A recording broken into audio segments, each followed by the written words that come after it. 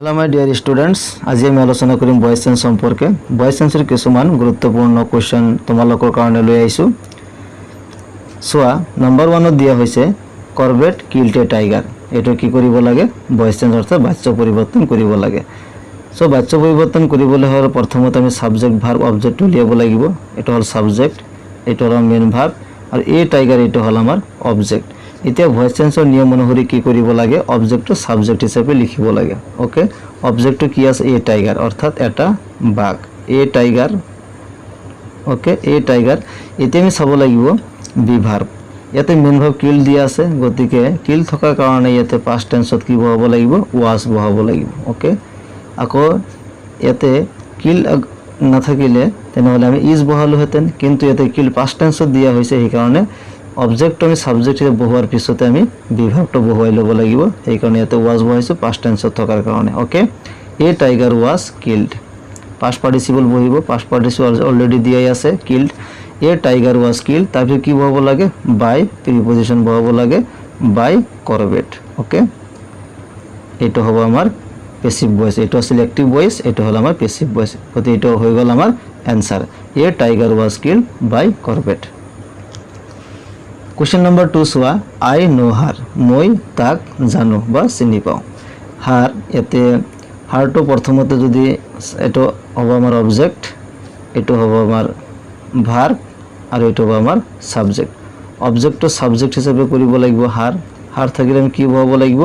সি বহাব লাগিব। এটা মনত ৰাখিবা, হিজ থাকিলে হি বহাব লাগিব, আৰু হাৰ থাকিলে সি বহাব লাগিব। এটা ছোৱালীৰ ক্ষেত্ৰত হয়।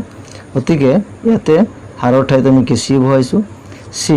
তাৰপিছত এটা বি ভাৰ্ব, যেহেতু নোটো প্ৰেজেন্ট ফৰ্মত দিয়া আছে সেইকাৰণে সি ইজ বহাব লাগিব। Okay, she is. তাৰপিছত নোৰ পাস্ট পার্টিসিপল কি বহিব? Known. Okay, she is known, ইয়াতে বাই প্রিপজিশন নবহে, ইয়াতে কি বহিব? টু বহিব। Okay, she is known to me. ন থাকিলে কি বহাব লাগে? টু বহাব লাগে। Next question, he likes tea, তেওঁ চাহ ভাল পায়।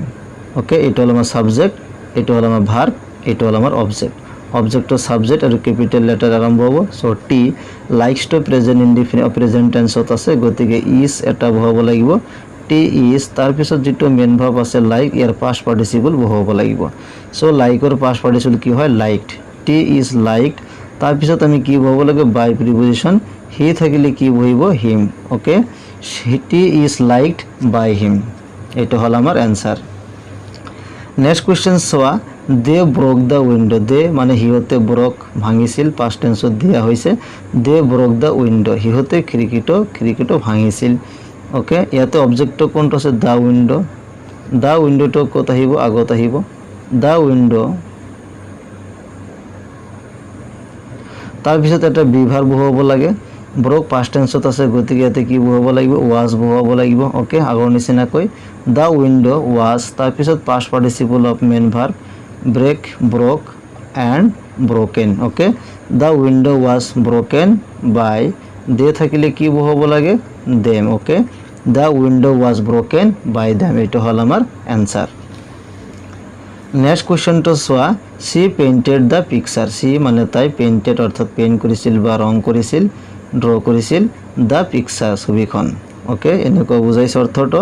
তেনেহলে ইয়াৰ অবজেক্টটো কি? The picture. দ্য পিকচাৰটো আগত আহিব। Okay, the picture. এতিয়া চোৱা, পেইন্টেড অৰ্থাৎ ৰং কৰিছিল, এইটো পাস্ট টেন্সত দিয়া হৈছে।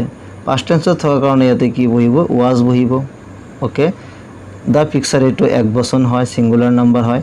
সিঙ্গুলার নাম্বার হলে ওয়াজ বহিব, আৰু প্লুৰাল নাম্বাৰ হলে ওয়েৰ বহিব। ওকে, দ্য পিকচাৰ ওয়াজ, পেইন্টৰ পাস্ট পার্টিসিপল কি হ'ব? পেইন্টেডে হ'ব। Okay, the picture was painted by, she থাকিলে কি বহাব লাগে? সি থাকিলে হার বহাব লাগে। Okay, the picture was painted by her. তাৰপিছত চোৱা, I can do this.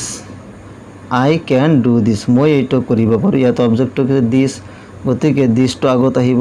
Okay, this, তাৰপিছত দিস এটা বিভাব, this is can be done by, I থাকিলে কি বহাব লাগে? মি।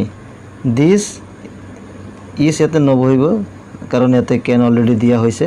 দিছ কেন বি ডান বাই মি কেন থাকিলে ইয়াতে তাৰপিছত বি বহাব লাগে এটা this can be done by me okay next number 7 দিয়া হয়েছে সি টোল্ড আজ এ স্টোরি তাই আমাক এটা গল্প কইছিল ওকে ইয়াতে সাবজেক্ট সি মেন ভার্ব টেলের পাস্ট ফর্ম দিয়া আছে told us object a story object ইয়াতে সোয়া দুটো অবজেক্ট দিয়া আছে এটা হল আস এটা হল এ স্টোরি এতিয়া দুই ধরনে এটা করিব পারিবা প্রথমতে এ স্টোরি যদি অবজেক্ট হিসাবে লও তাহলে সাবজেক্ট এ স্টোরি হবে ওকে স্টোরি এটা যেহেতু পাস্ট টেন্সত দিয়া আছে গতিয়াতে কি বহিব was okay a story was told past participle told বহিব টোল্ড আস ওকে পিছৰ যেটো অবজেক্ট ইয়াৰ মেন ভাৰ্বৰ যেটো পাস্ট পাৰ্টিসিপল পিছতেই বহুৱাই ল'ব লাগিব okay a story was told us by preposition বহিব সি থাকিলে কি হ'ব her okay story was told আস